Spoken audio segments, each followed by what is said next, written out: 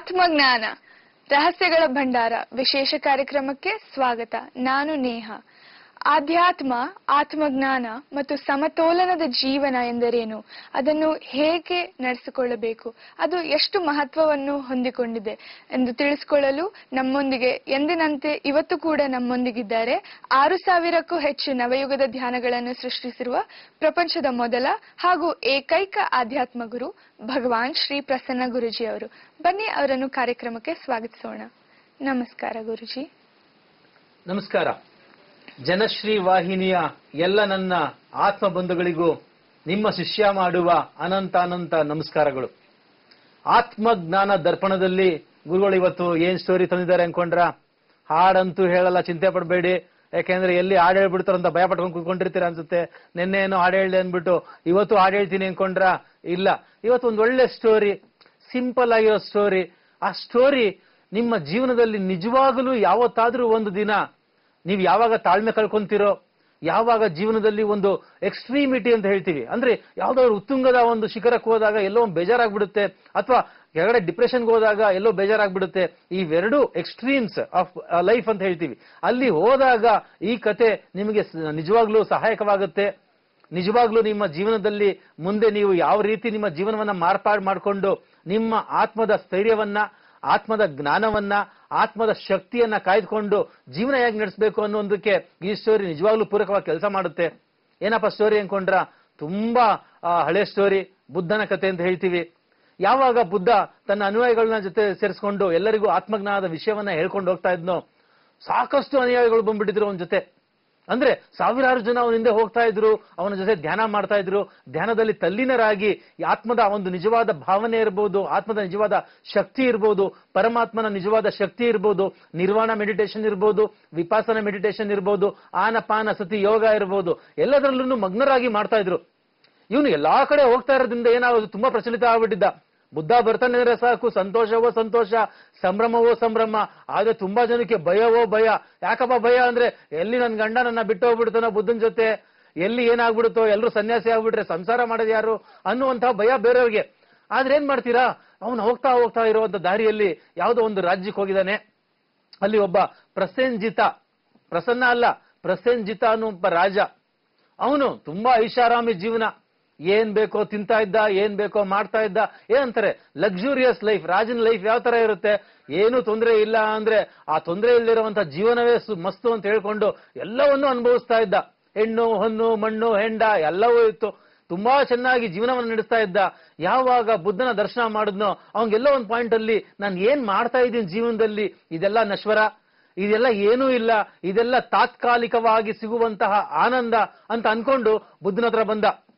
ಬುದ್ಧ, ನಿನ್ನ ನೋಡಿದ್ದೀನಿ, ನಿನ್ನಲ್ಲಿರುವಂತಹ ಒಂದು ಕಾಂತಿ ಇರ್ಬೋದು, ನಿನ್ನಲ್ಲಿರುವಂತಹ ಒಂದು ಶಾಂತಿಯ ಮಂತ್ರ ಇರ್ಬೋದು, ನಿನ್ನ ಜೊತೆ ಇರುವಂತಹ ಅನುಯಾಯಿಗಳ ಒಂದು ಏನಂತ ದಂಡನ್ನ ನೋಡಿದಾಗ ಎಷ್ಟು ನಾನು ಇಂಪ್ರೆಸ್ ಆಗಿದ್ದೀನಿ ಅಂದ್ರೆ, ನಾನು ಕೂಡ ನಿನ್ನ ಜೊತೆ ಬಂದು ನಿನ್ನ ಜೊತೆ ಧ್ಯಾನವನ್ನ ಮಾಡಿ ಮುಂದಿನ ದಿನಗಳಲ್ಲಿ ಸತ್ಯದ ಅರಿವನ್ನು ಮೂಡಿಸ್ಕೊಳ್ಲಿಕ್ಕೆ ಏನ್ ಬೇಕೋ ಎಲ್ಲವನ್ನೂ ಮಾಡ್ತೀನಿ ಅಂತ ಅಂದ. ಬುದ್ಧ ಯಾರಿಗೂ ಇಲ್ಲ ಅಂತಿರ್ಲಿಲ್ಲ. ಆಯ್ತಪ್ಪ, ನೀನ್ ರಾಜ, ನೀನ್ ಬಂದ್ರೆ ನಿನ್ನ ಜೊತೆ ಪ್ರಜೆಗಳು ಸಾವಿರಾರು ಬರ್ತಾರೆ, ಇರ್ಲಿ ಬಾ ಅಂತ ಹೇಳ್ದ. ಪ್ರಸೇನ್ಜಿತ ಏನ್ ಮಾಡ್ದ, ಬುದ್ಧನ ಜೊತೆ ಬಂದ. ಆದ್ರೆ ಅವನು ಯಾವ ತರ ಅಂದ್ರೆ ಎಲ್ಲವನ್ನೂ ಅನುಭವಿಸಿದವನಾಗ್ಬಿಟ್ಟಿದ್ದ.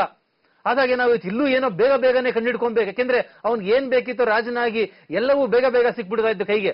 ಅದೇ ರೀತಿಯಾಗಿ ಇಲ್ಲೂ ಕೂಡ ಏನ್ ಮಾಡ್ದ ಅಂದ್ರೆ, ನಾನು ಎಲ್ಲ ಬೇಗ ಸಿಗುತ್ತೆ ಸತ್ಯ ಅನ್ಕೊಂಡು ಬುದ್ಧನ ಜೊತೆ ಬಂದ. ಬುದ್ಧನ ಜೊತೆ ಬಂದಾಗ ಏನಾಯ್ತು, ಮೆಡಿಟೇಷನ್ ಮಾಡೋದಕ್ಕೆ ಬುದ್ಧ ಏನ್ ಮಾಡ್ದ, ಮೆಡಿಟೇಷನ್ ಮಾಡಪ್ಪ ಅಂತ ಒಂದೆರಡು ಟೆಕ್ನಿಕ್ ಕೊಟ್ಟ.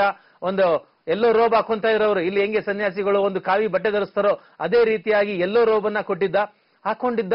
ಆಮೇಲೆ ಕೆಲವು ದಿನ ನೋಡ್ದ. ಕೆಲವು ದಿನ ಆದ್ಮೇಲೆ ಇವನು ಮರದ ಕೆಳಗಡೆ ಮೆಡಿಟೇಷನ್ ಮಾಡ್ತಿರ್ಲಿಲ್ಲ, ಸುಡೋ ಬಿಸಿಲಿನ ಕೆಳಗಡೆ ಮೆಡಿಟೇಷನ್ ಮಾಡ್ತಾ ಇದ್ದ. ಫುಲ್ಲು ಕರ್ಕಲಾಗಿ ಹೋಗ್ಬಿಟ್ಟಿತ್ತು ಬಾಡಿ. ಆಮೇಲೆ ಬಟ್ಟೆನ ಹಾಕೊಂತಿರ್ಲಿಲ್ಲ, ಎಲ್ಲಾ ಬಟ್ಟೆಗಳನ್ನು ಬಿಚ್ಚಿ ನಾನೇ ಬೇರೆ, ನನ್ನ ಸ್ಟೈಲೇ ಬೇರೆ ಅಂತ ಏನಂತಾರೆ ಬರೀ ಮೈಯಲ್ಲಿ ಮೆಡಿಟೇಷನ್ ಮಾಡ್ತಾ ಇದ್ದ. ಅವಾಗ ಒಂದು ದಿನ ಬುದ್ಧ ಕರೆದ, ಬಾಯಿಲಿ ನೀನು ಅಂತ. ಇವನು ಬಂದ, ನೀನು ತುಂಬಾ ಒಳ್ಳೆ ಸಿತಾರ್ ನುಡಿಸ್ತೀಯ ಅಂತ ಕೇಳಿದೀನಿ, ನೀನ್ ನುಡ್ಸೋದ್ಕಿನ್ನ ಏನ್ ಮಾಡ್ತೀಯ ಹೇಳ್ತೀಯಾ ಮುಂಚೆ ಅಂತ ಹೇಳ್ದ. ಅವನ್ ಏನ್ ಹೇಳ್ದ ಪ್ರಸೇನ್ಜಿತ, ನಾನು ಸಿತಾರ ನುಡ್ಸೋಕಿನ ಮುಂಚೆ ಟ್ಯೂನಿಂಗ್ ಮಾಡ್ತೀನಿ ಅಂತ ಅಂದ. ಏನು ಟ್ಯೂನಿಂಗ್ ಅಂದ್ರೆ ಶ್ರುತಿ ಸೆಟ್ ಮಾಡ್ತೀನಿ ಬುದ್ಧ. ಯಾಕೆಂದ್ರೆ ಆ ಶ್ರುತಿ ಇಲ್ಲ ಅಂದ್ರೆ ನಾನು ಏನ್ ಬಾರಿಸ್ತೀನೋ ಅದು ಸರಿಯಾಗಿ ಆ ಒಂದು ಸಂಗೀತ ಹೊರಹೊಮ್ಮಲ್ಲ. ಅದಕ್ಕೋಸ್ಕರವಾಗಿ ಟ್ಯೂನಿಂಗ್ ಮಾಡ್ತೀನಿ ಅಂತ ಅಂದ. ಎಷ್ಟು ಟೈಮ್ ತಗೊಂತೀವಿ ಅಂದಕ್ಕೆ ಎಷ್ಟು ಹೊತ್ತು ಸಾಧ್ಯನೋ, ಎಷ್ಟು ನೀಟಾಗಿ ಆ ಶ್ರುತಿ ಸೇರುತ್ತೋ ಅಲ್ಲಿ ತನಕ ನಾನು ಟ್ಯೂನಿಂಗ್ ಮಾಡ್ತೀನಿ ಅಂತ ಅಂದ. ಅದೇ ರೀತಿಯಾಗಿ ಇದು ಕೂಡ ಮೆಡಿಟೇಷನ್ ನ ಸುಮ್ನೆ ಏನೋ ಮಾಡ್ಕೊಂಡು ಬಿಸಿಲಲ್ಲಿ ಕುತ್ಕೊಂಡು ಮರದಡಿ ಕುತ್ಕೊಂಡು ಅಥವಾ ಎಲ್ಲ ಬಿಟ್ಕೊಂಡು ಮಾಡೋದಲ್ಲ. ನೀನು ಸಮತಲನದ ಜೀವನವನ್ನ ಯಾವಾಗ ಮಾಡ್ತೀಯೋ ಅದೇ ರೀತಿಯಾಗಿ ಮೆಡಿಟೇಷನ್ ಸಮತಲನದಿಂದ ಬ್ಯಾಲೆನ್ಸ್ ಮಾಡ್ಕೊಂಡು ಮಾಡಿದ್ರೆ ಮಾತ್ರ ಸತ್ಯದ ಅರಿವಾಗುತ್ತೆ ಅಂತ ಅಂದ. ಇದನ್ನ ನಿಮ್ಗೆ ಯಾಕೆ ಹೇಳ್ತಾ ಇದ್ದೀನಿ ಅಂದ್ರೆ, ನೀವು ಕೂಡ ನಿಮ್ಮ ಜೀವನದಲ್ಲಿ ಎಕ್ಸ್ಟ್ರೀಮ್ ಕಂಡೀಷನ್ಸ್ ಹೋಗ್ಬಿಟ್ಟಿರ್ತೀರಾ. ಆ ಟೈಮಲ್ಲಿ ಪ್ರಾಬ್ಲಮ್ ಆದಾಗ ನಿಮ್ಗೆ ಗೊತ್ತಾಗುತ್ತೆ ಎಕ್ಸ್ಟ್ರೀಮ್ ಕಂಡೀಷನ್ಸ್ ಅಲ್ಲಿ ಲೈಫ್ ಇಲ್ಲ. ಯಾವಾಗ ಬ್ಯಾಲೆನ್ಸ್ ಲೈಫ್ ನ ಲೀಡ್ ಮಾಡ್ತಿರೋ, ಸಮತಲನದ ಲೈಫ್ ಲೀಡ್ ಮಾಡ್ತಿರೋ, ಆಗಷ್ಟೇ ನಿಜವಾದ ಪರಮಾತ್ಮನ ಶಾಂತಿ, ಸುಖ, ನೆಮ್ಮದಿ ಮತ್ತು ಯಶಸ್ಸು ಎಲ್ಲವನ್ನು ಕಾಣ್ಲಿಕ್ಕೆ ಸಾಧ್ಯ. ಮೇಡಮ್ ಅವ್ರು ಅವಾಗಿಂದ ಏನೋ ಕಾಲ್ ಬಂದಿದೆ ಅಂತ ಹೇಳ್ತಾವ್ರೆ. ಬನ್ನಿ ಕೇಳೋಣ ಏನಿದೆ ಅಂತ. ಓಕೆ ಗುರುಜಿ, ನಿಜವಾಗ್ಲೂ ಒಬ್ರು ಕಾಲರ್ ಇದ್ದಾರೆ. ನಮಸ್ತೆ ಸ್ವಾತಿ ಅವರೇ. ನಮಸ್ತೆ ಮೇಡಮ್. ಗುರುಜಿ ಅವರಿದ್ದಾರೆ, ಏನ್ ಪ್ರಶ್ನೆ ಇದೆಯೋ ಕೇಳಿ. ನಮಸ್ತೆ ಗುರುಜಿ. ನಮಸ್ಕಾರ, ಹೇಳಿಮ್ಮ. ನನ್ನ ಮಗಳು ಓದ್ತಿದ್ದಾಳೆ, ಅವಳ ಬಗ್ಗೆ ಕೇಳಬೇಕಿತ್ತು ಗುರುಜಿ. ಕೇಳಿ ಏನ್ ಕೇಳ್ಬೇಕು? ಅವಳು ಇದು 96ನೇ ಇಸವಿ ಜೂನ್ 24 ಸೋಮವಾರ ರಾತ್ರಿ 9:35 ಹುಟ್ಟಿದ್ದಾಳೆ. ಓಕೆ. ಅವಳು ಇಂಜಿನಿಯರಿಂಗ್ ಮಾಡ್ತಿದ್ದಾಳೆ. ಓದಿದಷ್ಟು ಮಾರ್ಕ್ ಬರೋದಿಲ್ಲ ಗುರುಜಿ ಅವಳಿಗೆ. ಹೌದಾ? ಅಂದ್ರೆ ಅವಳು ಏನು ಓದ್ತಾ ಇದ್ದಾಳೋ ಅದಕ್ಕೆ ಪ್ರತಿಫಲವಾಗಿ ಏನು ಸಿಗ್ತಾ ಇಲ್ಲ ಅಂತ ಕೇಳ್ತಾ ಇದ್ದೀರಾ? ಅದೇ ಅವಳು ಓದ್ತಾಳೆ ಚೆನ್ನಾಗಿ, ಆದ್ರೆ 100ಕ್ಕೆ 60 ಬರೋದು ಅವಳಿಗೆ, 60-65 ಬರೋದು. ಹೌದು, ಕೆಲವೊಂದ್ಸತಿ ಏನಾಗುತ್ತೆ ಅಮ್ಮ, ಇಲ್ಲಿ ನಾವೇನ್ ಹೇಳ್ತೀವಿ ಅಂದ್ರೆ ಇವತ್ತಿನ ಸ್ಟೋರಿನೂ ಇದಕ್ಕೆ ಸಂಬಂಧಪಟ್ಟಿದ್ದು. ನೀವು ಓದ್ತೀವಿ ಅಂತ 10 ಅವರ್ ಕುತ್ಕೊಳ್ಳೋದು 20 ಅವರ್ ಕುತ್ಕೊಳ್ಳೋದು ಮಾಡಿದ್ರೆ ಏನ್ ಕೆಲಸ ಆಗಲ್ಲ. ಇಲ್ಲಿ ಏನ್ ಬೇಕು ಅಂದ್ರೆ ಏನು ಓದ್ತಾ ಇದ್ದೀರೋ, ಯಾಕೆ ಓದ್ತಾ ಇದ್ದೀರೋ ಅನ್ನುವಂತಹ ಒಂದು ಚಿಂತನೆ ಇರಬೇಕು. ಜನ ಏನ್ ಮಾಡ್ತಾರೆ, ನಾನು ಓದಿದ್ರೆ 90% ಬರಲೇಬೇಕು ಅಂತ ಓದ್ತಾರೆ. ಅಲ್ಲಿ ಓದ್ ನಂತರ 60 ಬರುತ್ತೆ 50 ಬರುತ್ತೆ, ಬೇಜಾರಾಗ್ಬಿಡುತ್ತೆ. ನಾವಿಲ್ಲಿ ಹೇಳ್ತಾ ಇರೋದಿಷ್ಟೇ, ಓದನ್ನ ಮಾರ್ಕ್ಸ್ಗೋಸ್ಕರ ಓದ್ಲಿಕ್ಕೆ ಹೋಗ್ಬೇಡಿ. ಅದರಲ್ಲಿರುವಂತಹ ಸತ್ಯವನ್ನ ಯಾರೋ ನಮ್ಮ ಹಿರಿಯರು ಮಾಡ್ಕೊಟ್ಟಿರ್ತಾರೆ ಓದಿ ಅಂತ.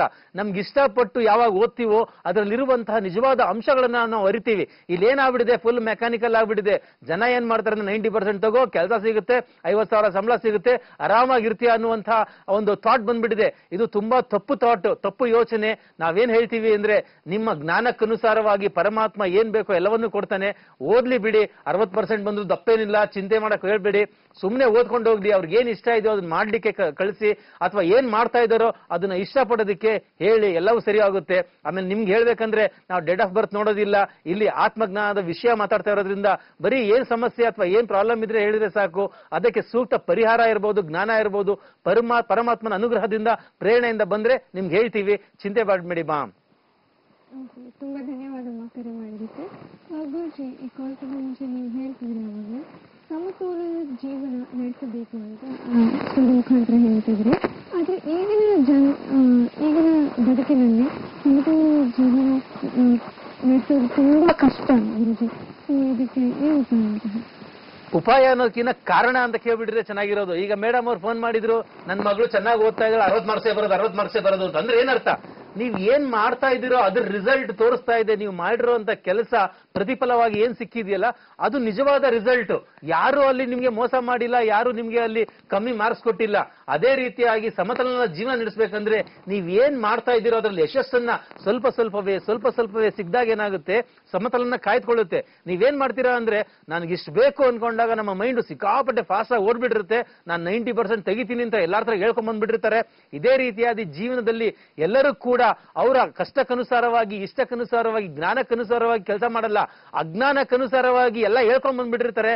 ಆ ಅಹಂಕಾರವೇ ಸಮತಲನವನ್ನ ಕಟ್ ಮಾಡಿ ಅಸಮತಲನದ ಜೀವನ ಮಾಡ್ಲಿಕ್ಕೆ ಇಂಬ್ಯಾಲೆನ್ಸ್ ಲೈಫ್ ಅಂತ ಹೇಳ್ತೀವಿ.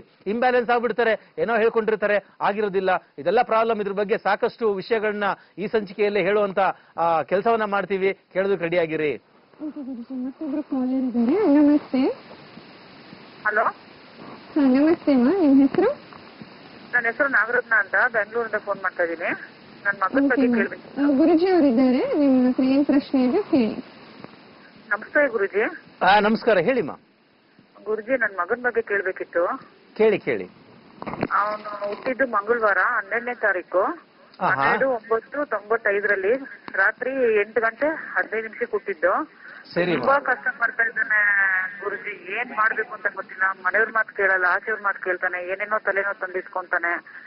ಏನ್ ಮಾಡ್ಬೇಕು ಅಂತ ಗೊತ್ತಾಗ್ತಾ ಇಲ್ಲ ಗುರುಜಿ. ಯಾವ್ದು ಇವತ್ತೊಂದ್ ಅಂದ್ರೆ ತಿರುಗಿ ನೀನ್ ಸ್ವಲ್ಪ ಹೊತ್ತಿಗೆ ಮರ್ತು ಬಿಡ್ತಾನೆ. ಇಲ್ಲಿ ಒಂದು ಅರ್ಥ ಮಾಡ್ಕೊಬೇಕಮ್ಮ ನೀವು. ಯಾಕೆಂದ್ರೆ ನಿಮ್ಮ ಮಗ ಒಂದು 15 ವರ್ಷ 16 ವರ್ಷ ಬರೋ ತನಕ ನಿಮ್ಮ ಛಾಯೆಯಲ್ಲಿ ನಿಮ್ಮ ಅಂಶಗಳನ್ನ ಇಟ್ಕೊಂಡು ಕೆಲಸ ಮಾಡ್ತಾ ಇರ್ತಾನೆ ಅಥವಾ ಬೆಳೀತಾ ಇರ್ತಾನೆ ಅಂತ ಹೇಳ್ತೀವಿ. ಆ 15 ವರ್ಷ ಆದ ನಂತರ 16 ವರ್ಷ ಆದ ನಂತರ ಅಡಲ್ಟ್ ಆಗ್ತಾರೆ ಅಂತ ಹೇಳ್ತೀವಿ. ಆ ಟೈಮಲ್ಲಿ ಅವರ ಕರ್ಮಕ್ಕನುಸಾರವಾಗಿ ಅವರ ಮನಸ್ಸಿನಲ್ಲಿ ಏನು ಪ್ರೇರಣೆ ಆಗಿರುತ್ತೋ ಪರಮಾತ್ಮನದು ಅದೇ ಬರೋದು, ಅವ್ರು ಮಾಡೋದು ಅದೇ. ನಾವು ನಿಮ್ಗೆ ಹೇಳ್ತಾ ಇರೋದೇನು ಅಂದ್ರೆ ದಯವಿಟ್ಟು ಡೇಟ್ ಆಫ್ ಬರ್ತ್ ಹೇಳೋದನ್ನ ಫಸ್ಟ್ ಕಮ್ಮಿ ಮಾಡಿ. ಯಾಕೆಂದ್ರೆ ಯಾವಾಗ ನೀವು ಡೇಟ್ ಆಫ್ ಬರ್ತ್ ಕೊಡ್ತಿರೋ ನಮ್ಗಾಗ್ಲೇ ನಿಮ್ ಜಾತಕ ಕೊಡ್ತಾ ಇದ್ದೀರಾ ಅಂತ ಅರ್ಥ. ಡೇಟ್ ಆಫ್ ಬರ್ತ್ ಸರಿ ಇಲ್ಲ, ಅಷ್ಟೇ ಬಿಡಿ ನಿಮ್ ಮಗ ಹಾಳಾಗೋಗ್ಬಿಟ್ಟ ಅಂತ ನಾವು ಇನ್ನೂ ಭಯ ಆಗ್ಬಿಡುತ್ತೆ. ದಯವಿಟ್ಟು ಯಾರಿಗೂ ಕೂಡ ನೀವು ಡೇಟ್ ಆಫ್ ಬರ್ತ್ ನ ಕೊಡಬೇಡಿ. ಫಸ್ಟ್ ಸ್ವಲ್ಪ ದಿನ ನೋಡಿ. ಎಲ್ಲಾ ಗುರುಗಳನ್ನು ಡೇಟ್ ಆಫ್ ಬರ್ತ್ ನೋಡ್ತಾರೆ ಅಂತ ಅನ್ಕೊಂಬೇಡಿ ಫಸ್ಟ್ ಆಫ್ ಆಲ್. ಎರಡನೇದಾಗಿ ನಿಮ್ಮ ಮಗ ಓದ್ತಿಲ್ಲ ಅಥವಾ ಏನೋ ಕೆಟ್ಟ ಕೆಲಸ ಮಾಡ್ತಾ ಇದ್ದಾನೆ ಅಂದಾಗ ಕೆಲವು ಸತಿ ಏನಾಗುತ್ತೆ, ನಾವೇ ಕಾರಣಕರ್ತರಾಗಿರ್ತೀವಿ. ನಾವು ಯಾವಾಗ್ಲೂ ನಮ್ಮನ್ನ ಬ್ಲೇಮ್ ಮಾಡ್ಕೊಬೇಕು. ಇಲ್ಲಿ ನಾವು ಹೇಳ್ತಾ ಇರೋದು ಅವ್ನು ಸರಿ ಇಲ್ಲ ಇವ್ರು ಸರಿ ಇಲ್ಲ ಅನ್ನೋದಲ್ಲ. ನಾನೇ ಸರಿ ಇಲ್ಲ, ನಾನೇ ಏನೋ ಕೆಲಸ ಮಾಡ್ತಾ ಇರ್ಬೇಕಂದ್ರೆ ಸರಿಯಾಗಿ ಅವನಿಗೆ ಸಂಸ್ಕಾರ ಕೊಟ್ಟಿಲ್ವೇನೋ ಅಥವಾ ನಾವೇ ಏನೋ ಕಲ್ತಿಲ್ಲ ಅನ್ನುವಂತಹ ಭಾವನೆ ಇಟ್ಕೊಂಡಾಗ ಏನ್ ಬೇಕಾದ್ರೂ ಎಲ್ಲವೂ ಆಗುತ್ತೆ. ಮುಂದಿನ ದಿನಗಳಲ್ಲಿ ಇದೇ ಸಂಚಿಕೆಯನ್ನ, ಆತ್ಮಜ್ಞಾನದ ವಿಶೇಷ ಸಂಚಿಕೆಯನ್ನ ಕಂಟಿನ್ಯೂಸ್ ಆಗಿ ನೋಡ್ತಾ ಇರಿ. ನಿಮ್ಗೆ ಜ್ಞಾನ ಬರುತ್ತೆ, ಅಜ್ಞಾನ ಹೋಗುತ್ತೆ. ಅದಾದ ನಂತರ ಈ ತರದ ಪ್ರಶ್ನೆಗಳಂತೂ ನೀವು ಕೇಳೋದೇ ಇಲ್ಲ, ಇದು ಗ್ಯಾರಂಟಿ. ಓಕೆ ಗುರುಜಿ, ಇದರ ಬಗ್ಗೆ ಸಾಕಷ್ಟು ಮಾಹಿತಿಯನ್ನು ಮುಂದಿನ ಭಾಗದಲ್ಲಿ ತಿಳಿಸ್ಕೊಡಿ. ಓಕೆ ವೀಕ್ಷಕರೇ, ಗುರುಜಿ ಅವರು ಪಾಂಚಜನ್ಯ ಕಾರ್ಯಾಗಾರ ಎಂದು ಹಮ್ಮಿಕೊಂಡಿದ್ದಾರೆ. ಇದು ಬಂದ್ಬಿಟ್ಟು 21ನೇ ತಾರೀಕು ಈ ತಿಂಗಳು ಈ ಭಾನುವಾರ ಹಮ್ಮಿಕೊಂಡಿದ್ದಾರೆ. ಈ ಪಾಂಚಜನ್ಯ ಕಾರ್ಯಾಗಾರದಲ್ಲಿ ಕುಂಡಲಿನಿ ಚಕ್ರಗಳ ಜಾಗೃತಿ, ಕುಂಡಲಿನಿ ಧ್ಯಾನಗಳು, ಮಂತ್ರ ದೀಕ್ಷೆ, ರೇಖಿ ಲೆವೆಲ್ 1 ಮತ್ತು 2, ಪಾಸ್ಟ್ ಲೈಫ್ ಲೆವೆಲ್ 1 ಮತ್ತು 2, ನಕಾರಾತ್ಮಕ ಶಕ್ತಿ ಬಂಧನ ಕ್ರಿಯೆಯನ್ನು ಹೇಳಿಕೊಳ್ಳಲಾಗುತ್ತದೆ.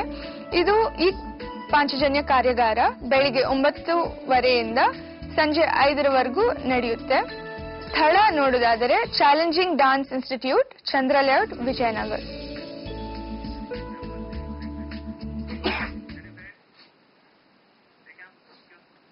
ಆತ್ಮಜ್ಞಾನ ರಹಸ್ಯಗಳ ಭಂಡಾರ ವಿಶೇಷ ಕಾರ್ಯಕ್ರಮದಲ್ಲಿ ಒಂದು ಪುಟ್ಟ ವಿರಾಮ.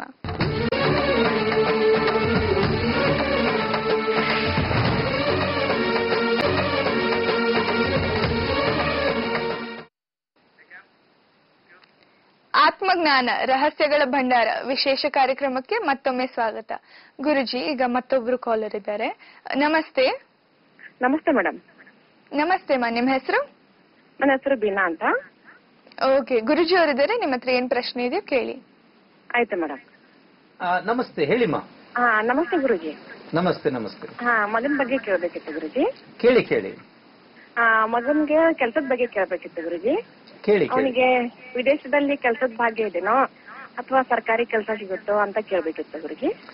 ನೋಡಿಮ್ಮ, ಇದು ಈ ತರದ ಪ್ರಶ್ನೆಗಳನ್ನ ನೀವು ಕೇಳಿದಾಗ ಏನಾಗುತ್ತೆ, ನೀವಾಗಿ ನೀವು ಹಳ್ಳ ತೋಡ್ಕೊಂಡು ನನ್ನ ಹಳ್ಳಕ್ಕೆ ಯಾರು ತಳ್ತೀರಾ ಯಾವಾಗ ತಳ್ತೀರಾ ಅಂತ ಕೇಳಂಗಾಗ್ಬಿಡುತ್ತೆ.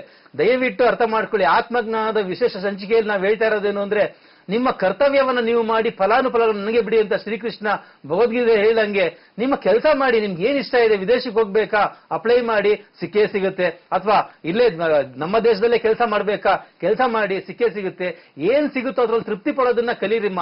ಯಾವಾಗ ನೀವು ತೃಪ್ತಿ ಪಡಲ್ವೋ ಅವಾಗ ಏನಾಗುತ್ತೆ, ನನ್ ಮಗ ವಿದೇಶಕ್ಕೆ ಹೋಗ್ಬೇಕಿತ್ತು, ಇಲ್ಲೇ ಕೆಲಸ ಮಾಡ್ತಾವನೆ, ತುಂಬಾ ಬೇಜಾರಾಗುತ್ತೆ ಅಂತ ನೋವಲ್ಲಿರ್ತೀರಾ. ತುಂಬಾ ಜನಕ್ಕೆ ದೇಶದಲ್ಲಿ ಕೆಲಸ ಮಾಡೋದಕ್ಕೆ ಒಂದು ಅವಕಾಶ ಇಲ್ಲ. ಅಂತದ್ರಲ್ಲಿ ನಿಮ್ಮ ಮಗಂಗೆ ಒಳ್ಳೆ ಒಂದು ಸ್ಥಾನವನ್ನ ಪ್ರಕೃತಿ ಕೊಡ್ತಾ ಇದೆ, ಪರಮಾತ್ಮ ಕೊಡ್ತಾವನೆ ಅಂದ್ರೆ ದಯವಿಟ್ಟು ಯಾವುದೇ ಯೋಚನೆನ ಬಿಡಕ್ ಹೋಗ್ಬೇಡಿ. ಯಾಕೆಂದ್ರೆ ನಿಮ್ಮ ಯೋಚನೆ ಏನ್ ಮಾಡುತ್ತೆ ಅಂದ್ರೆ, ಏನು ಇಲ್ವಲ್ಲ ಅದನ್ನ ಬೇಕು ಬೇಕು ಬೇಕು ಅಂತ ಇರುತ್ತೆ. ಅವಾಗ ನಿಮ್ಮ ಮನಸ್ಸಿನಲ್ಲಿರುವಂತಹ ನೆಮ್ಮದಿ, ಶಾಂತಿ ಎಲ್ಲ ಕೆಡುತ್ತೆ. ನಾವಿಲ್ಲಿ ಬಂದಿರೋದೇ ಅದನ್ನೇ. ಯಾವುದನ್ನು ಕೇಳಬೇಡಿ, ಖುಷಿ ಪಡಿ. ನಿಮ್ಮ ಮಗ ಚೆನ್ನಾಗಿ ಓದಿದಾನೆ, ವಿದೇಶದಲ್ಲಿ ಕೆಲಸ ಸಿಗುವಂತ ಅವಕಾಶ ಇದೆ ಅಂದಾಗ ಅಪ್ಲೈ ಮಾಡಿ, ಸಿಕ್ಕಿದ್ರೆ ಹೋಗ್ಲಿ. ಪರಮಾತ್ಮನ ಕೃಪೆ ಇದ್ರೆ ಎಲ್ಲವೂ ಚೆನ್ನಾಗಿರುತ್ತೆ. ಪರಮಾತ್ಮನ ನೆನ್ಸ್ಕೊಂಡು ಏನ್ ಬೇಕೋ ಮಾಡಿ, ಚೆನ್ನಾಗಿರಿ, ಸಂತೋಷವಾಗಿರಿ. ಸಂತೋಷವಾಗಿದ್ಕೊಂಡು ಅಸಂತೋಷವನ್ನ ಹುಡ್ಕಲಿಕ್ಕೆ ಹೋಗ್ಬೇಡಿ. ಇದು ಯಾವ ತರ ಅಂದ್ರೆ, ನಿದ್ದೆ ಮಾಡ್ತಾ ಇರ್ಬೇಕಾದ್ರೆ ಎದ್ಬಿಟ್ಟು ಗುರುಗಳೇ ನಿದ್ದೆ ಮಾಡೋದು ಯಾವ ತರ ಹೇಳ್ಕೊಡಿ ನಂಗಾಯ್ತು. ದಯವಿಟ್ಟು ಕೇಳ್ಬೇಡಿ. ನಿಮ್ಮ ಮುಖಾಂತರ ಎಲ್ಲಾ ಆತ್ಮಬಂಧುಗಳಿಗೆ ನಾನು ಹೇಳ್ತಾ ಇರೋದಿಷ್ಟೇ, ಪರಮಾತ್ಮ ನಿಮ್ಗೆ ಚೆನ್ನಾಗಿಟ್ಟಿದ್ರೆ, ಆರೋಗ್ಯ, ಐಶ್ವರ್ಯ, ಆಯಸ್ ಕೊಟ್ಟಿದ್ರೆ ನಿಜವಾಗ್ಲೂ ಖುಷಿ ಪಡಿ. ಪುಣ್ಯವಂತರು ನೀವು. ತುಂಬಾ ಜನಕ್ಕೆ ಈ 3ರಲ್ಲಿ ಯಾವುದೋ ಒಂದಿರೋಲ್ಲ, ತುಂಬಾ ಕಷ್ಟಪಡ್ತಾ ಇರ್ತಾರೆ. ನಾವು ಹೇಳೋದಿಷ್ಟೇ, ಇಲ್ಲಿ ಆತ್ಮಜ್ಞಾನದ ವಿಶೇಷ ಕಾರ್ಯಕ್ರಮದಲ್ಲಿ ಸಮಸ್ಯೆಗಳನ್ನ ಕೇಳಿ ಅದು ಬಿಟ್ಟು ನನ್ನ ಮಗಂಗೆ ಇದ್ ಕೊಡಿ, ನಮ್ಮ ಗಂಡಂಗೆ ಹಿಂಗಾಯ್ತು ಅವೆಲ್ಲ ಬಿಟ್ಬಿಟ್ಟು ಯೋಗ, ಧ್ಯಾನ, ಭಗವದ್ಗೀತೆ, ಉಪನಿಷತ್, ಆತ್ಮಗಳು ಇದ್ರ ಬಗ್ಗೆ ಏನ್ ಬೇಕಾದ್ರೆ ಪ್ರಶ್ನೆಗಳನ್ನ ಕೇಳಿ ಅದಕ್ಕೋಸ್ಕರವಾಗಿ ನಾವು ಬಂದಿದ್ದೀವಿ. ಇನ್ನೊಂದೆರಡು ದಿನ ಸಂಚಿಕೆಯನ್ನ ಆರಾಮಾಗಿ ಕುತ್ಕೊಂಡು ನೋಡಿ, ನಿಮ್ಗೆ ಗೊತ್ತಾಗುತ್ತೆ ಆತ್ಮಜ್ಞಾನದ ವಿಶೇಷ ಸಂಚಿಕೆಯಲ್ಲಿ ಏನ್ ಹೇಳೋದಕ್ಕೆ ಹೊರಟಿದ್ದಾರೆ ಗುರುಗಳು ಅಂತ ನಿಮ್ಗೆ ಆಮೇಲೆ ಗೊತ್ತಾಗುತ್ತೆ. ಆಮೇಲೆ ನೀವೇ ಖುಷಿ ಪಡ್ತೀರಾ. ನಾವಿಲ್ಲಿ ಕೂತಿರೋದು ನಿಮ್ಮ ಆತ್ಮದಲ್ಲಿರುವಂತಹ ಒಂದು ಶಕ್ತಿಯನ್ನ ಜಾಗೃತಿ ಮಾಡೋದಕ್ಕೆ, ನಿಮ್ಮ ಆತ್ಮಕ್ಕೆ ಸ್ಥೈರ್ಯವನ್ನ ತುಂಬೋದಕ್ಕೆ, ನಿಮಗೆ ಧೈರ್ಯವನ್ನ ತುಂಬೋದಕ್ಕೆ. ಎಲ್ಲರಿಗೂ ಇದು ಅನ್ವಯ ಆಗುತ್ತೆ. ಮುಂದಿನ ದಿನಗಳಲ್ಲಿ ಎಲ್ಲ ಅರ್ಥ ಆಗುತ್ತೆ. ನೋಡ್ತಾನೆ ಇರಿಮ್ಮ. ಓಕೆ ಗುರುಜಿ, ತುಂಬಾ ಧನ್ಯವಾದಮ್ಮ ಕರೆ ಮಾಡಿದಕ್ಕೆ. ಈಗ ಇನ್ನೊಬ್ರು ಕಾಲರ್ ಇದ್ದಾರೆ. ನಮಸ್ತೆ. ನಮಸ್ತೆ ಮೇಡಮ್. ನಮಸ್ತೆ ಅಮ್ಮ, ನಿಮ್ಮ ಹೆಸರು? ನನ್ನ ಹೆಸರು ರೇಣುಕಾ ಅಂತ ಮೇಡಮ್. ಓಕೆ ರೇಣುಕಾ ಅವರೇ, ಗುರುಜಿ ಅವರಿದ್ದಾರೆ, ಏನ್ ಪ್ರಶ್ನೆ ಇದೆಯೋ ಕೇಳಿ. ಕೊಡಿ ಮೇಡಮ್. ನಮಸ್ತೆ, ಹೇಳಿಮ್ಮ. ನಮಸ್ಕಾರ ಗುರುಜಿ. ನಮಸ್ಕಾರ. ಮನೆ ಒಳಗ ಒಂದ್ ಸ್ವಲ್ಪ ಜಾಸ್ತಿ ಪ್ರಾಬ್ಲಮ್ ಇದೆ ಗುರುಜಿ. ಓಕೆ, ಅದ್ರ ಬಗ್ಗೆ ಕೇಳ್ಬೇಕಾಗಿತ್ತು ಗುರುಜಿ. ಏನ್ ಪ್ರಾಬ್ಲಮ್ ಇದೆಯಮ್ಮ? ಬರೇ ಜಗಳ, ಒಬ್ರಿಗೊಬ್ರು ನೆಮ್ಮದಿ ಇಲ್ಲ ಗುರುಜಿ. ಒಂದ್ ಅರ್ಥ ಮಾಡ್ಕೊಬೇಕು, ನೀವು ಯಾವಾಗ ಜಗಳ ಆಗುತ್ತೋ ಎಲ್ಲೋ ಒಂದ್ ಕಡೆ ನಿಮ್ಮಲ್ಲೇ ನಕಾರಾತ್ಮಕ ಶಕ್ತಿ ಇರುತ್ತೆ ಅಂತ ಅರ್ಥ. ಅಂದ್ರೆ ನಿಮ್ಮಲ್ಲಿ ಏನಿದೆಯೋ ಅದನ್ನೇ ಅಟ್ರಾಕ್ಟ್ ಮಾಡ್ತಾ ಇರ್ತೀರಾ. ನಿಮ್ಮ ಸುತ್ತ ಇರುವಂತಹ ಜನರಲ್ಲಿರ್ಬೋದು, ನಿಮ್ಮ ಸುತ್ತ ಇರುವಂತಹ ಸಮಾಜದಲ್ಲಿರ್ಬೋದು. ತುಂಬಾ ಜನ ಹೇಳ್ತಾರೆ, ಗುರುಗಳೇ ನಾನೆಲ್ಲ ಆರಾಮಾಗಿರ್ತೀನಿ, ಆಚೆ ಹೋದ್ರೆ ಸಾಕು ಸುಮ್ನೆ ಹುಡ್ಕೊಂಬಂದ್ ಬೈತಾರೆ ಜನ ನನಗೆ ಅಂತ ಹೇಳ್ತಾರೆ. ಅಂದ್ರೆ ಏನ್ ಅರ್ಥ ಇಲ್ಲಿ? ನಮಗೆ ಅರಿವಿಲ್ಲದಂತೆ ನಮ್ಮಲ್ಲಿರುವಂತಹ ನಕಾರಾತ್ಮಕ ಶಕ್ತಿ ಅದನ್ನ ಅಟ್ರಾಕ್ಟ್ ಮಾಡುತ್ತೆ. ನಿಮ್ಮ ಮನೆಯಲ್ಲಿ ಕೂಡ ಇದು ನಡೀತಾ ಇರುತ್ತೆ ಅಂದಾಗ ಎಲ್ಲೋ ಒಂದ್ ಕಡೆ ನಮ್ಗೆ ನೋವಾಗುತ್ತೆ. ನಾವ್ ಹೇಳೋದಿಷ್ಟೇ, ನಮ್ಮ ಕಾರ್ಯಕ್ರಮವನ್ನ ನೀವು ರೆಗ್ಯುಲರ್ ಆಗಿ ವೀಕ್ಷಣೆ ಮಾಡಿ, ಮುದ್ರೆಯನ್ನ ಇಟ್ಕೊಳ್ಳಿ, ಮೌನವನ್ನ ವಹಿಸಿ. ಅರ್ಧಕ್ಕರ್ಧ ಪ್ರಾಬ್ಲಮ್ ನಿಮ್ದೊಂದೇ ಅಂತಲ್ಲ, ಜಗಳ ಒಂದೇ ಅಂತಲ್ಲ, ಬೇರೆ ಎಲ್ಲಾ ಸಮಸ್ಯೆಗಳು 50% ಕಮ್ಮಿ ಆಗ್ಬಿಡುತ್ತೆ. ಇದನ್ನ ಮಾಡ್ಲಿಕ್ಕೆ ಸ್ಟಾರ್ಟ್ ಮಾಡಿ. ಅದಾದ ನಂತರ ಕೆಲವೊಂದ್ಸತಿ ಜಗಳ ಆಗೋ ಟೈಮ್ಗಳು ಕರೆಕ್ಟ್ ಆಗಿರುತ್ತೆ, ಅದೇ ಟೈಮಲ್ಲಿ ಜಗಳ ಆಗ್ತಾ ಇರುತ್ತೆ. ಆ ಟೈಮಲ್ಲಿ ಸ್ವಲ್ಪ ಅಂದ್ರೆ ಮೌನ ವಹಿಸಿ ಅಥವಾ ಆ ಸ್ಥಳದಿಂದ ಬೇರೆ ಸ್ಥಳಕ್ಕೆ ಹೋಗುವಂತ ಕೆಲಸವನ್ನ ಮಾಡಿ. ಇನ್ನು ಮುಂದಿನ ದಿನಗಳಲ್ಲಿ ಯಾವ ರೀತಿ ನಕಾರಾತ್ಮಕ ಶಕ್ತಿಯಿಂದ ದೂರ ಇರೋದು, ಯಾವ ರೀತಿ ಸಕಾರಾತ್ಮಕ ಶಕ್ತಿ ಜೊತೆ ಯಾವಾಗ್ಲೂ ಒಂದಾಗಿರೋದು ಅಂತ ಹೇಳ್ಕೊಡ್ತೀವಿ. ಕಾರ್ಯಕ್ರಮನ ನೋಡ್ತಾನೆ ಇರಿ, ಚಿಂತೆ ಪಡಬೇಡಿ. ಓಕೆ, ತುಂಬಾ ಧನ್ಯವಾದಮ್ಮ ಕರೆ ಮಾಡಿದಕ್ಕೆ. ಗುರುಜಿ, ಇನ್ನ ನಾವು ಸಮತೋಲನದ ಜೀವನದ ಬಗ್ಗೆ ಮಾತಾಡ್ತಿದ್ವಿ. ಆತ್ಮಜ್ಞಾನದ ವೃದ್ಧಿಯಲ್ಲಿ ಸಮತೋಲನದ ಜೀವನ ನಡೆಸಲು ಎಷ್ಟು ಮಹತ್ವ ಹೊಂದಿದೆ ಗುರುಜಿ? ಹೌದೌದು. ಈಗ ಸಮತೋಲನದ ಜೀವನ ಅಂದ್ರೇನು? ಊಟ ಮಾಡ್ಬೇಕಂದ್ರೆ ಒಳ್ಳೆ ಊಟ ಮಾಡಿ ತೃಪ್ತಿಯಾಗಿ ಪರಮಾತ್ಮ ನೆನೆಸ್ಕೊಂಡು ಥ್ಯಾಂಕ್ ಯು ಅಂತ ಹೇಳೋದು ಸಮತೋಲನದ ಜೀವನ. ಇಲ್ಲಿ ಏನಾಗ್ತಾ ಇರುತ್ತೆ, ಊಟ ಮಾಡೋ ಟೈಮಲ್ಲಿ ಬರೀ ಬೈತಾ ಇರ್ತೀವಿ, ಯಾರಪ್ಪ ಅಡಿಗೆ ಮಾಡಿರೋದು, ಏನ್ ಹಾಕ್ಬಿಟ್ಟಿದಾರಪ್ಪ ಇದರಲ್ಲಿ, ಒಂಚೂರು ಚೆನ್ನಾಗಿಲ್ಲ ಅಂದಾಗ ಏನಾಗುತ್ತೆ, ನಮ್ಮಲ್ಲಿರುವಂತಹ ಸಮತೋಲನವನ್ನ ನಾವೇ ಅಂದ್ರೆ ಖುದ್ದಾಗಿ ಅದನ್ನ ಡಿಸ್ಟರ್ಬ್ ಮಾಡ್ತೀವಿ, ಡಿಸ್ಟ್ರಾಕ್ಟ್ ಆಗ್ತೀವಿ. ಯಾವಾಗ ಇದಾಗುತ್ತೋ ನಮಗೆ ಅರಿವಿಲ್ಲದಂತೆ ಊಟ ಮಾಡೋ ಟೈಮಲ್ಲಿ ಬೇರೆ ಏನೋ ಯೋಚನೆ ಮಾಡ್ತಾ ಇರ್ತೀವಿ, ಬೇರೆ ಏನೋ ಮಾಡೋ ಟೈಮಲ್ಲಿ ಊಟದ ಬಗ್ಗೆ ಯೋಚನೆ ಮಾಡ್ತಾ ಇದೀವಿ. ಅಂದ್ರೆ ಬ್ಯಾಲೆನ್ಸ್ ಲೈಫ್ ಲೀಡ್ ಮಾಡ್ತಾ ಇರೋದಿಲ್ಲ. ದುಡ್ಡು ಸಿಕ್ಕಿದ್ರೆ ಎಲ್ಲವೂ ಇರುತ್ತೆ, ಆರಾಮಾಗಿ ಅನ್ಕೊಂತೀವಿ.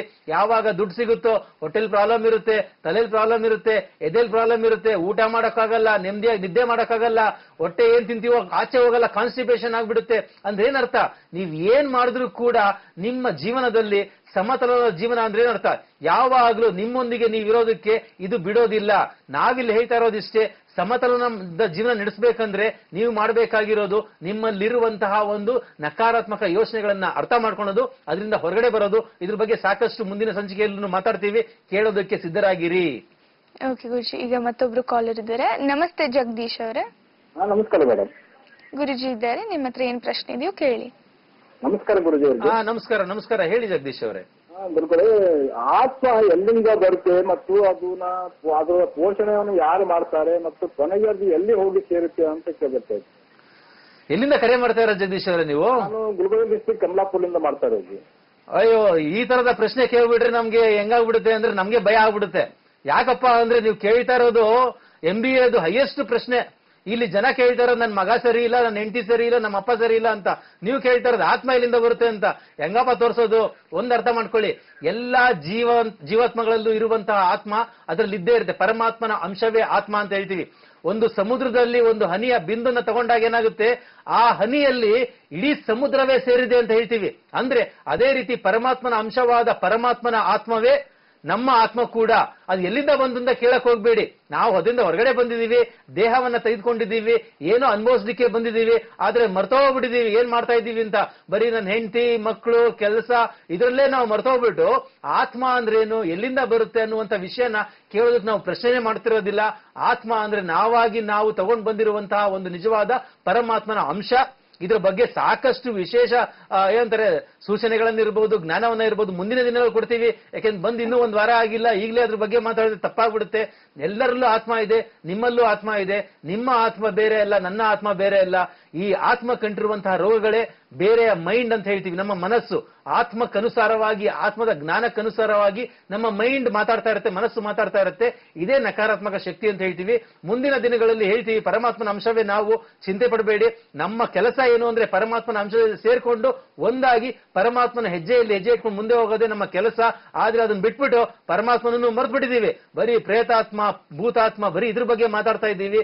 ತುಂಬಾ ಪ್ರಾಬ್ಲಮ್ ಆಗ್ಬಿಟ್ಟಿದೆ. ಇನ್ನು ಮುಂದಿನ ದಿನಗಳಲ್ಲಿ ಇದ್ರ ಬಗ್ಗೆ ಸಾಕಷ್ಟು ವಿಶ್ಲೇಷಣೆಯನ್ನ ಮಾಡ್ತೀವಿ. ಕಾರ್ಯಕ್ರಮ ನಮ್ಮ ಹತ್ರ ನೋಡ್ತಾ ಇರಿ. ನೀವು 2 ತಿಂಗಳಾದ್ಮೇಲೆ ಕೇಳೋ ಪ್ರಶ್ನೆ ಇವತ್ತೇ ಕೇಳ್ಬಿಟ್ಟಿದ್ದೀರಾ, ತುಂಬಾ ಖುಷಿ ಆಗುತ್ತೆ. ಇನ್ನು 2 ತಿಂಗಳಾದ್ಮೇಲೆ ಹೇಳ್ತೀನಿ, ಅಥವಾ ಹೇಳೋದಕ್ಕಿಂತ ಮುಂಚೆನೆ ನಿಮ್ಮ ಕ್ವಶನ್ಗೆ ಆನ್ಸರ್ ಸಿಕ್ಬಿಟ್ಟಿರುತ್ತೆ. ಚಿಂತೆ ಪಡಕ್ ಹೋಗ್ಬೇಡಿ. ಓಕೆ, ತುಂಬಾ ಧನ್ಯವಾದ ಜಗದೀಶ್ ಅವರೇ ಇಂಥ ಸುಂದರವಾದ ಕ್ವೆಶ್ಚನ್ ಕೇಳಿದಕ್ಕೆ. ಈಗ ಗುರುಜಿ, ಸಂಕಿರಣ ಎಂಬ ಕಾರ್ಯಕ್ರಮವನ್ನು ನೀವು ಏರ್ಪಾಡು ಮಾಡ್ಕೊಂಡಿದ್ದೀರಾ, ಇದರ ಬಗ್ಗೆ ಸ್ವಲ್ಪ ಮಾಹಿತಿ ನಮ್ಮ ವೀಕ್ಷಕರಿಗೆ ಕೊಡಿ. ಹೌದೌದು, ಸಂಕಿರಣ ಅಂದ್ರೆ ಕನ್ವರ್ಜೆನ್ಸ್ ಅಂತ ಹೇಳ್ತಾರೆ. ಅಂದ್ರೆ ಇಂಗ್ಲಿಷ್ ನಲ್ಲಿ ಕನ್ವರ್ಜೆನ್ಸ್ ಅಂದ್ರೆ ಎಲ್ಲವೂ ಒಟ್ಟುಗೂಡಿ ಒಂದು ಕಡೆ ಬರೋದೇ ಸಂಕಿರಣ ಅಂತ ಹೇಳ್ತಾರೆ. ಈ ಕಾರ್ಯಕ್ರಮ ಯಾಕೆ ಮಾಡ್ತಾ ಇದೀವಿ ಅಂದ್ರೆ, ತುಂಬಾ ಜನ ಹೇಳ್ತಾ ಇದ್ರು, ಗುರುಗಳೇ ನಿಮ್ಮ ಹತ್ರ ಮೀಟ್ ಮಾಡಬೇಕು, ನಿಮ್ಮ ಹತ್ರ ಪರ್ಸನಲ್ ಆಗಿ ಮಾತಾಡಬೇಕು, ನೀವು ಸಿಗೋದಿಲ್ಲ ಅಂತೀರಾ, ಬರೀ ಕಾರ್ಯಾಗಾರದಲ್ಲಿ 1 ಅವರ್ ಬರ್ತೀರಾ ಹೋಗ್ಬಿಡ್ತೀರಾ ಅಂತ. ಅದಕ್ಕೋಸ್ಕರವಾಗಿ ಅವ್ರಿಗೋಸ್ಕರವಾಗಿ ಈ ಕಾರ್ಯಕ್ರಮವನ್ನು ಹಮ್ಮಿಕೊಂಡಿದ್ದೀವಿ. ಈ ಕಾರ್ಯಕ್ರಮ ಶನಿವಾರ ಎಂದಕ್ಕಿದೆ ಅಂದ್ರೆ ಅಲ್ಲಿ ಯಾರು ಬೇಕಾದ್ರೂ ಬರಬಹುದು, ಸುಮ್ಮನೆ ಕುತ್ಕೊಬಹುದು, ಏನೇ ಪ್ರಶ್ನೆ ಇರಬಹುದು ಅದ್ರ ಬಗ್ಗೆ ಕೇಳಬಹುದು, ಮಾಹಿತಿಯನ್ನ ಪಡಿಬಹುದು. ಈಗಾಗಲೇ ಜಗದೀಶ್ ಅವ್ರು ಕೇಳಿದಾಗ ಆತ್ಮದ ಬಗ್ಗೆ ಕೇಳ್ಬಿಟ್ರು, ಆದ್ರೆ ಇಲ್ಲಿ ಆ ಪ್ರಶ್ನೆಗೆ ಉತ್ತರ ಕೊಡ್ಲಿಕ್ಕೆ ಆಗೋದಿಲ್ಲ ನಮ್ಗೆ. ಅಲ್ಲಿ ಅಟ್ಲೀಸ್ಟ್ ಸ್ವಲ್ಪ ಅವ್ರ ಡೈಮೆನ್ಷನ್ ತೋರಿಸಬಹುದು. ಈ ಸಂಕೀರ್ಣ ಕಾರ್ಯಕ್ರಮದಲ್ಲಿ ಸತ್ಸಂಗ ಇರುತ್ತೆ, ಸಂವಾದ ಇರುತ್ತೆ, ಸಾಧನೆ ಯಾವ ತರ ಮಾಡ್ಬೇಕಂತ ಹೇಳ್ಕೊಡ್ತೀವಿ. ನಿಜವಾದ ಸೂತ್ರಗಳು, ಲೈಫಲ್ಲಿ ಒಂದೂ ಪ್ರಾಬ್ಲಮ್ ಇರಬಾರ್ದು, ಯಾವ ರೀತಿ ಲೈಫಲ್ಲಿ ಮುಂದೆ ಹೋಗ್ಬೇಕು ಅನ್ನುವಂತಹ ಸೂತ್ರಗಳನ್ನ ಹೇಳ್ಕೊಡ್ತೀವಿ. ಇದೇ ಶನಿವಾರ ಮೊದಲ ಸಂಕೀರ್ಣದ ಒಂದು ವಿಶೇಷ ಕಾರ್ಯಕ್ರಮವನ್ನ ಬೆಂಗಳೂರಿನಲ್ಲೇ ಇಟ್ಕೊಂಡಿದ್ದೀವಿ. ಯಾರಿಗಾರು ಬರೋಕ್ ಇಷ್ಟ ಇದ್ರೆ ನೋಂದಣಿ ಮಾಡ್ಕೊಳ್ಳಿ, ಬನ್ನಿ. ನಮ್ಮ ಜೊತೆ ಪರಮಾತ್ಮನ ಜೊತೆ ಇದ್ಕೊಂಡು ಒಂದಾಗೋದಕ್ಕೆ ಏನ್ ಬೇಕೋ ಎಲ್ಲವನ್ನು ಮಾಡ್ಲಿಕ್ಕೆ ಸಿದ್ಧರಾಗಿ. ಓಕೆ ಗುರುಜಿ, ಈಗ ಈಗಿನ ಸಮಯದಲ್ಲಿ ಎಲ್ಲಾ ಪರಿಸ್ಥಿತಿಯಲ್ಲೂ ಹೇಗೆ ಸಮತೋಲವನ್ನು ಕಾಪಾಡಿಕೊಳ್ಳೋದು, ಇದಕ್ಕೇನಾದ್ರೂ ಉಪಾಯ ಇದೆಯಾ ಗುರುಜಿ? ಹೌದೌದೌದು, ಯಾಕೆಂದ್ರೆ ತುಂಬಾ ಕಷ್ಟ ಇದೆ ಈಗಿನ ಸಮಯದಲ್ಲಿ. ಏನ್ ಹೇಳ್ತೇವೆ ನಾವು, ಸುಮ್ನೆ ಆಫೀಸ್ಗೆ ಹೋಗ್ತೀವಿ, ಆಫೀಸ್ಗೆ ಹೋದಾಗ ಹೆಂಗಿರ್ತೀವಿ, ಆರಾಮಾಗಿದ್ದೀವಪ್ಪ, ಇವತ್ತು ಬೆಳಗ್ಗೆ ಎದ್ದೆ ಓದೆ ಕುತ್ಕೊಂಡೆ, ತುಂಬಾ ಖುಷಿ ಆಗ್ತಾ ಇದೆ, ಒಳ್ಳೆ ಕೆಲಸ ಮಾಡೋಣ ಅಂತ ಕುತ್ಕೊಂತೀವಿ. ಯಾವಾಗ ಟೇಬಲ್ ಮೇಲೆ ಕುತ್ಕೊಂಡು ಕಂಪ್ಯೂಟರ್ ಆನ್ ಮಾಡ್ತೀವೋ ಅಲ್ಲಿಂದ ಮೇಲ್ ಬಂದಿರುತ್ತೆ ಬಾಸಿಂದ, please come to my cabin ಅಂತ. ಅಲ್ಲಿ ಹೋದ್ರೆ ಸಾಕು, ಬಾಯಿ ಬಂದಂಗೆ ಬೈತಾ ಇರ್ತಾರೆ ಅಂತ ಇರುತ್ತೆ. ನಮ್ಮ ಸಮತಲನವನ್ನು ಹಾಳು ಮಾಡೋದಕ್ಕೆ ನಮ್ಮ ಬಾಸ್ ಕಾಯ್ತಾ ಇರ್ತಾರೆ ಅಲ್ಲಿ. ಅಂದ್ರೆ ಅರ್ಥ ಏನು, ನಮ್ಗೆ ಗೊತ್ತಿಲ್ದಿರನ್ನೇ ಯಾವುದೋ ಒಂದು ಯೋಚನೆ, ಯಾವುದೋ ಒಂದು ಪ್ರಕಾರದಲ್ಲಿ ಎಲ್ಲೋ ಬಂದು ನಮ್ಗೆ ನಾಟುತ್ತೆ. ಅವಾಗ ಏನಾಗುತ್ತೆ, ನಮ್ಮಲ್ಲಿ ಡಿಸ್ಟರ್ಬೆನ್ಸ್ ಆಗುತ್ತೆ. ಅಂದ್ರೆ ಏನಂತಾರೆ ಇದನ್ನ, ಪ್ಯಾಕೇಜ್ ಅಂತ, ಸರ್ಪ್ರೈಸ್ ಪ್ಯಾಕೇಜ್ ಅಂತ ಹೇಳ್ತೀವಿ.